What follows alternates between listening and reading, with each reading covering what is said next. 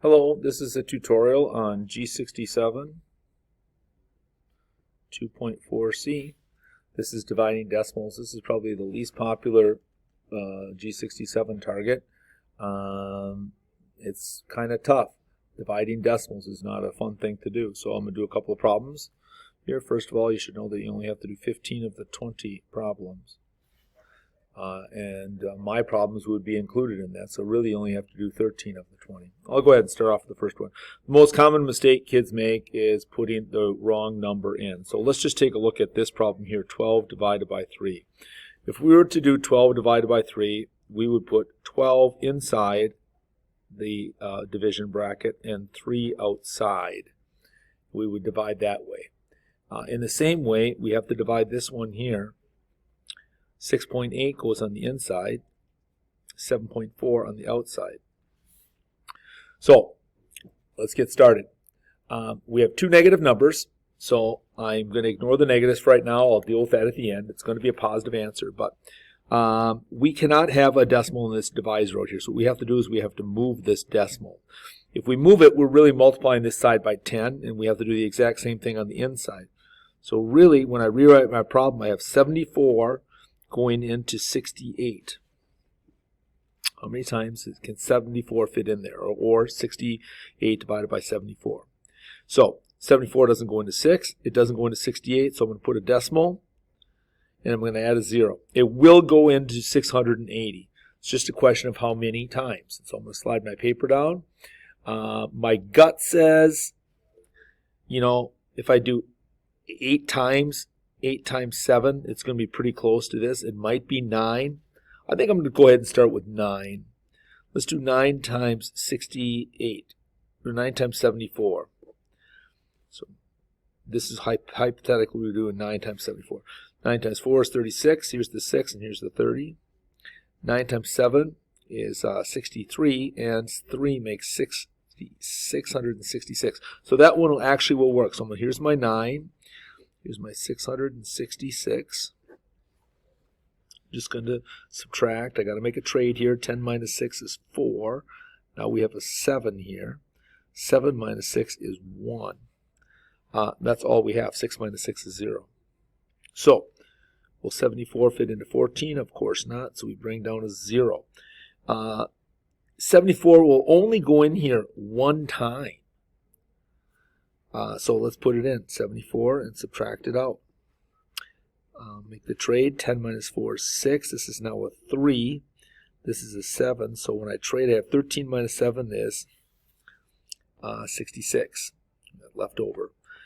Okay, 74 is not going to go into 66, so I'm going to bring down another 0. I have 666, or 660. Problem is, if I do 9 times, that's going to be 666.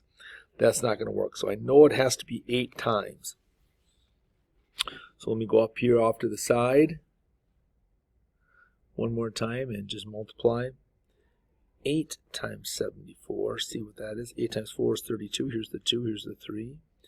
8 times 7 is 56. And 3 is 59. So 592. 592.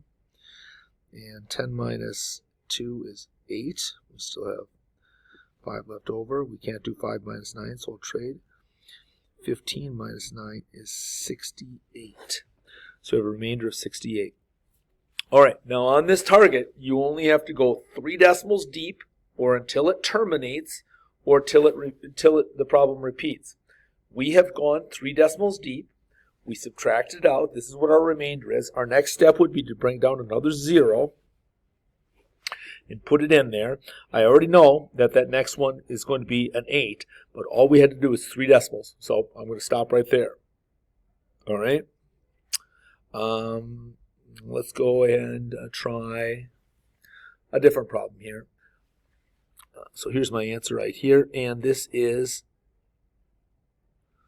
positive. Because it was a negative times a negative divided by a negative over here. We had 2 negatives, so I know my quotient is possible. So what I'm going to do is here, I'm just going to put equals 0.918 ...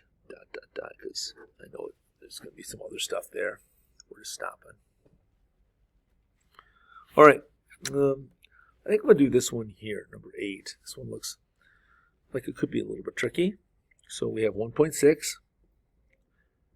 that's going to go inside the division bracket, and we're dividing that by 0.9. Now in this case here, this one here is actually going to be a negative answer because this is negative and this is positive. So I've only got one negative symbol. So I'm just going to put up here, this is me a negative. Just kind of circle it so I remember that my answer is going to be negative. All right, let's see. I can't have a decimal out here, so I'm going to move that and call this 9.